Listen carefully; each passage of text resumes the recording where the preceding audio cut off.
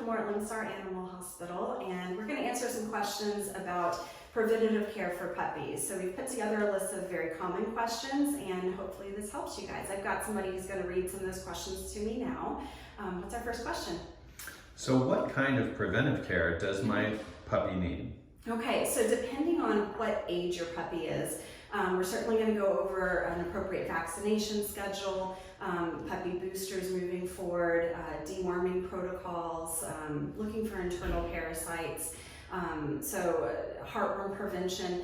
There's a lot that will be talked about at these puppy visits, but really for the vaccines in general, we're going to do puppy vaccine boosters about every 3 to 4 weeks.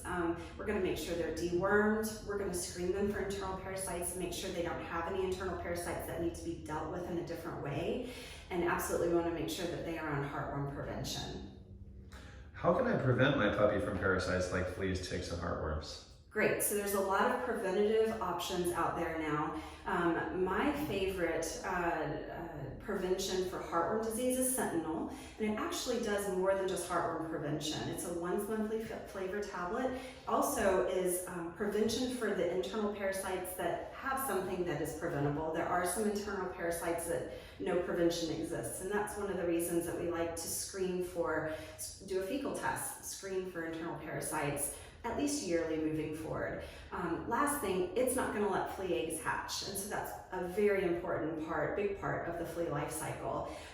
We also like to prevent fleas and ticks. Those are the other two ectoparasites or bugs that you're going to find with your puppies that you definitely want to prevent. They can carry disease to both your pet as well as some of your human family members. So there's a couple of options for that, Credelio or Brevecto. Those two are oral tablets that work to prevent those parasites from becoming an issue. When should my puppy start vaccines, and what will the booster schedule be? So we like to start puppy vaccines somewhere between 6 and 8 weeks of age on the first one, and that's typically a distant bird parvo. And then from there, every 3 to 4 weeks, we're going to boost that. At 3 months of age, we're going to be eligible to start leptospirosis and rabies. Leptospirosis is a bacteria that can end up causing liver and or kidney failure. Certainly have a discussion with your vet if that is something that's in your area and something you need to be concerned about. Rabies is something required by law, so we definitely want to get that on board.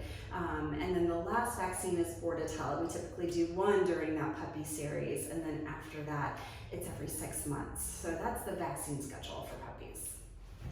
Can my puppy go outside or be around other dogs before vaccines are completed? And I would say no. There is one exception to that. Big fan of socialization puppy classes. And so if you are in a very small, controlled environment, other puppies are in this small, controlled class. They're in the process of getting their vaccines.